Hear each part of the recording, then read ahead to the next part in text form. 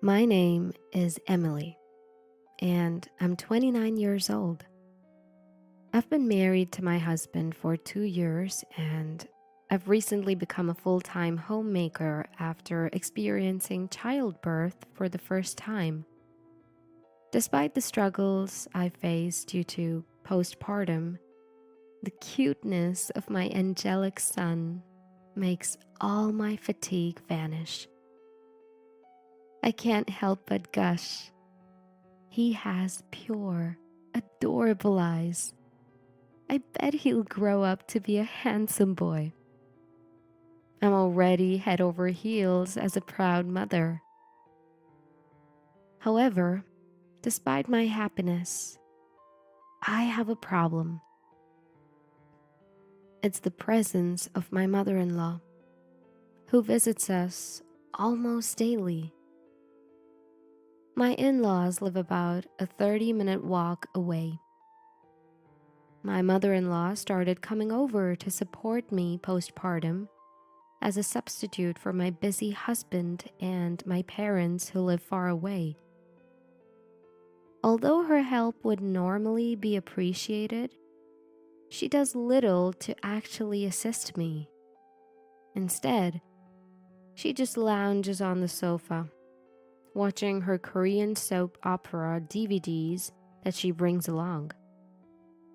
She's more of a burden than a help, expecting me to serve her tea and fetch her tissues. She was the one who offered to help, but what is she here for exactly?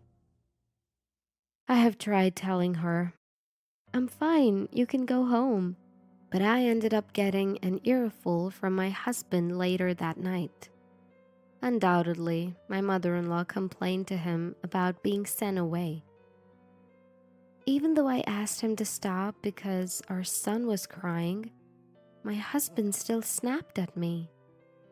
He's a real mama's boy. I wish I could go back in time and punch my past self for not noticing this before we got married. He insists that I replicate his mother's recipes and even tries to make me dress more like her. No matter what I say, my husband worships his mother as if she's a goddess.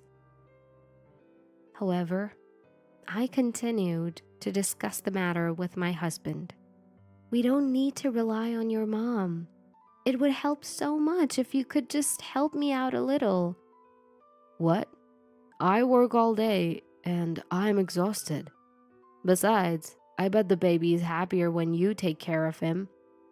Even when I'm talking to him, his eyes are always glued to the TV or his phone, showing no sign of being engaged in the conversation. Does he not care about our son?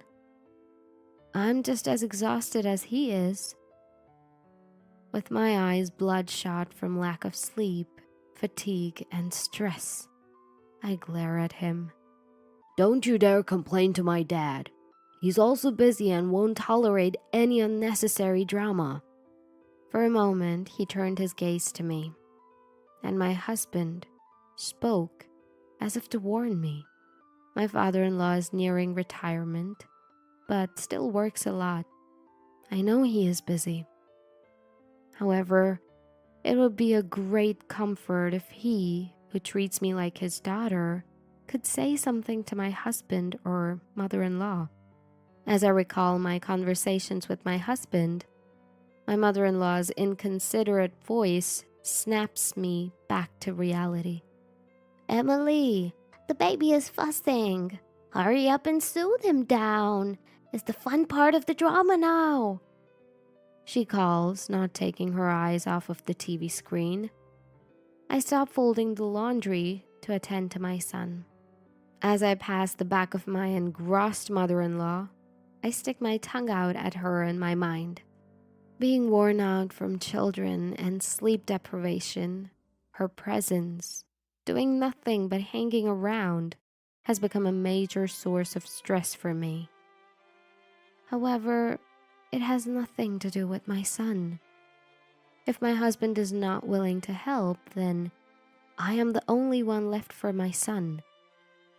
Well, I should get going, She finally says when the clock strikes 5. She quickly gets up from the sofa, uses my dressing table as if it's her own, fixes her makeup perfectly, and goes out into the twilight city. Apparently, she's taking dance classes for her health and to maintain her beauty.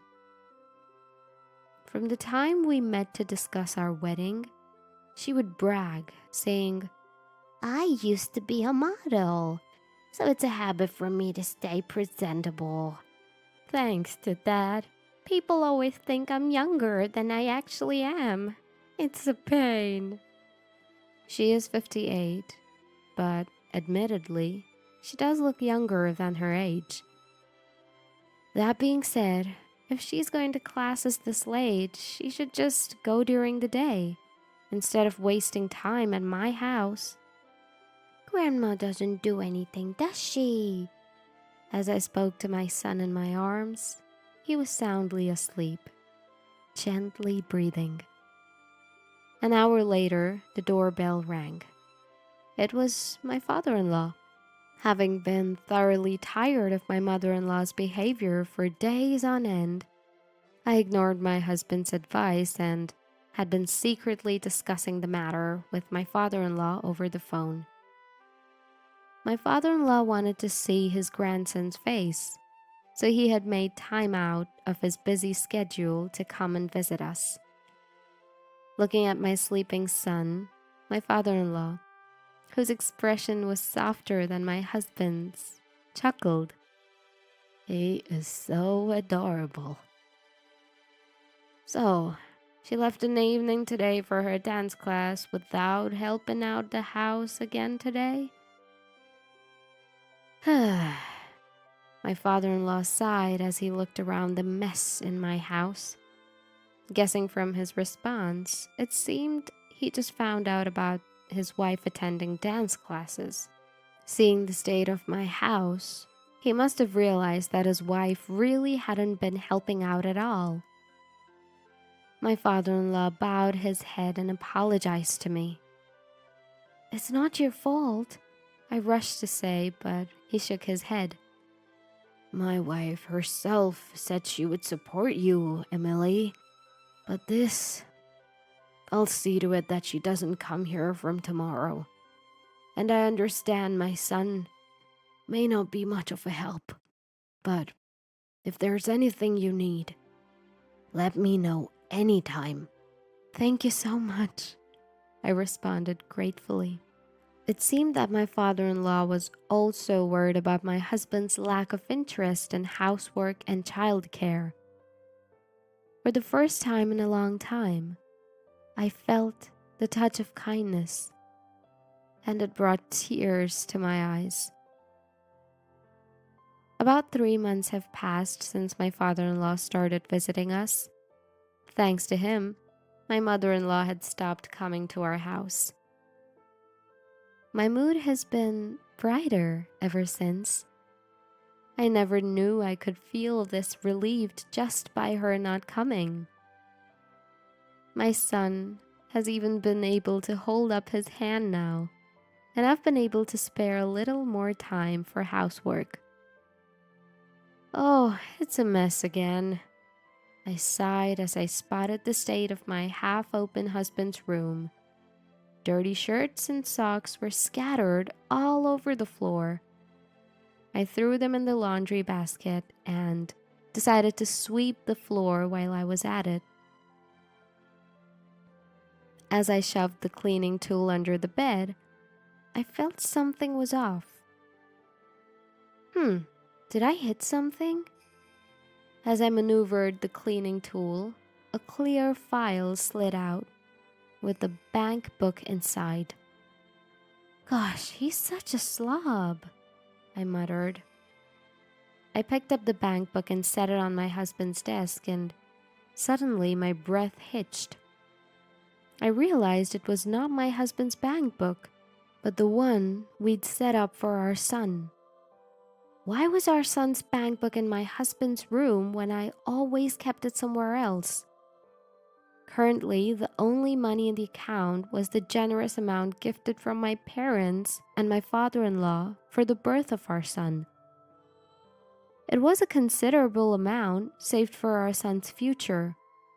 A sense of dread crept over me as I tentatively opened the bank book. All the money in it was withdrawn. Out of impulse, I opened my husband's desk drawer and pulled out his bank book. Even though I knew I shouldn't, I couldn't stop myself. Just as I thought, I muttered, opening my husband's bank book. I found that the entire bonus he'd just received was withdrawn. Moreover, the remaining balance was too low. My mind went blank. Even as I heard my son crying in distance, I was too stunned to rush to him as I usually would. A few hours later, when my husband came back from work, I confronted him. He was initially angry that I had entered his room and looked through his things, but eventually confessed. I was financially helping my mother. What? Why would you need to support your mother? And I can't believe you do something like this without telling me. You even dipped into our child's savings. This is not okay. My husband angrily thumped his desk as I confronted him. Look, I only help out because my mom said she was struggling, okay? She's probably got problems we know nothing about. Besides, it's my hard-earned money. If you have so many complaints, maybe we should just get a divorce, he grumbled. Our son, who had been gently snoring in his crib, woke up and started crying.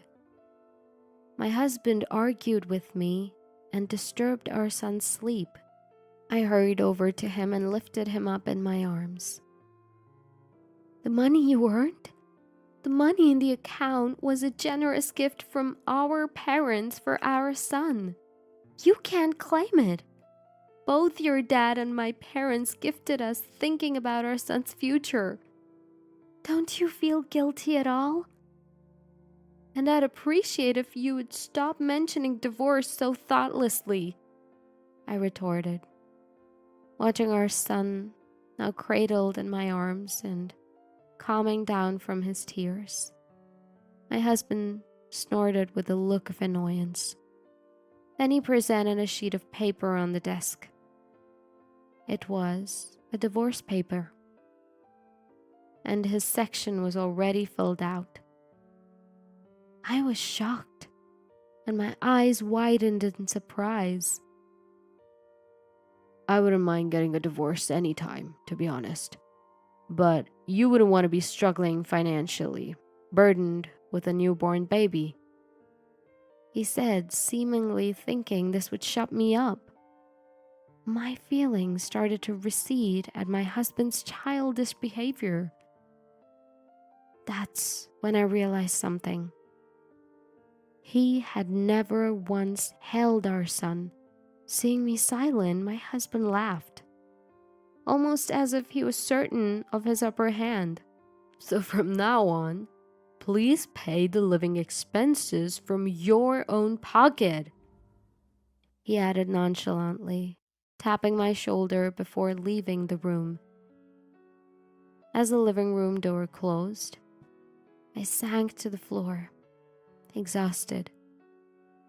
Tears naturally flowed down my cheeks. My son, nestled in my arms, stretched out his little hand to me and giggled innocently. I had made up my mind. The next day, I submitted the paper he'd handed me to the city hall. Afterwards, I got on an Amtrak train. I left a note saying, "I'll submit the divorce papers and will be claiming alimony and reimbursement for the money you used, along with my wedding ring." I was concerned about taking our newborn baby outside, but he seemed intrigued by the new surroundings and was fortunately in a good mood. I braced myself to take extra care of his health. I was headed to my parents' house in Michigan. I only brought essentials for our son and had a few of my valuables, so I didn't have much luggage. My parents, having been informed the previous night, were ready to welcome us. After hearing my husband and his mother's actions, they were enraged, but they smiled kindly and suggested that I help them with their family business and raise my son here. My parents ran a fruit farm. It was a tough job, but I had helped out since I was a kid and had some experience and knowledge. I began to think that it might not be so bad. The next day, while I was enjoying a rare moment of relaxation, my phone rang. It was my mother-in-law. Reluctantly, I answered the call. "Emily, what the hell is this about?" The moment I put the phone to my ear, a shrill scream pierced through. Somewhat irked, I replied, "Who are you?" "Huh?" Taken aback by my nonchalant response, my mother-in-law stuttered. Feigning recollection, I exaggeratedly said, "Oh, is it you, mother-in-law? I'd completely forgotten about you since I've already divorced your son." My somewhat light-hearted reply seemed to shake her. "Emily, do you realize what you have done? Acting so selfishly." I assumed my husband had to run to her, not expecting me to really go through with the divorce. It made sense that she was panicked enough to call. Selfish? I think the problem lies with your son, who presented me with a signed divorce agreement as a threat. Though it worked out just fine for me, I responded calmly. She didn't seem to understand. "I'll forgive you for this. Get to married to my son. He's so upset, he's crying right now." I wondered if he was still by her side. The image of my husband watching me talk on the phone with my mother-in-law, tears welling up in his eyes, sent a chill down my spine. At the same time, I was utterly speechless at his determination to somehow get his mother to intervene. Enough is enough. I don't need a mama's boy for a husband, or a mother-in-law who spends her night in male strip clubs. "Huh?" My mother-in-law choked on her words from the other end of the phone. "How do you know that?" It was clear she reacted to the mention of the gentleman's club. This happened last night. After my husband left the living room, I pulled out my phone. One call was to my parents to tell them I planned on divorce and coming home. The other was to my father-in-law, to whom I owe gratitude and an apology, to explain the situation. That's when my father-in-law revealed everything to me. The reason mother-in-law had been practically living at our house was to visit a male strip club that opened at 6 p.m. There were various reasons she stayed at our place during the day, the first being our house was closer to the club than hers. Plus, by spending her days at our house, she could avoid chores at her own place. She also used me and our son as excuses to get back late. All this worked in my mother-in-law's favor. Apparently, she had taken quite a fancy to one of the dancers at the club and had been spending a lot on him. It was hard to believe that my mother-in-law, who had always been a homemaker, had any money of her own. And she couldn't even drink alcohol because of her low intolerance. She had been withdrawing money from the bank account my father-in-law maintained, buying drinks for the dancers, while sipping sodas herself. My father-in-law had been suspicious of my mother-in-law after I asked about her. Despite being forbidden from coming to our house, my mother-in-law continued to find reasons to go out for a while. Realizing something was off, he followed her and discovered she had been a regular at a strip club. He was deeply shocked to find out about her escapades and the misses of his bank account. To think she'd even take money from her son and grandson. If only I'd found out sooner. I am deeply sorry, Emily. And to my grandson as well. The gravity of my father-in-law's guilt and apologies over the phone, having learned about our situation, was overwhelming. You lied to my husband for money because she didn't have enough to lavish on those entertainers, didn't you? My mother-in-law remained silent at my accusation. I could hear her husband's voice over the phone saying, "Mom, tell me that is all a lie." It seemed he had been listening after all. After a moment of silence, my mother-in-law erupted in anger. "Don't use such vulgar words like lavish. I'm just showing Chris my affection. He loves it when I visit him." Chris must be her favorite dancer's name. I sighed at my mother-in-law's pathetic outburst. The thought of my son's money being spent on her entertainment boiled my blood again. Neither my father-in-law nor I will let this slide. You better be ready, ma'am. I ended the call and switched off my phone. A few days later, I received a call from my husband who made a sincere apology about the misuse of money and his mother's actions. Regarding the divorce papers, he admitted that it was only on his mother's insistence, saying, "If she bothers you, just show her the divorce papers. She'll stop bothering you." And he wasn't serious about it. He was deeply regretful about being fooled by his mother, who he trusted unconditionally, and eventually driving us to divorce. He seemed to have finally woken up. "I'm truly sorry. I've transferred $20,000 into your account as a token of my remorse, including the misused money and for the inconveniences caused. I hope this shows my sincerity.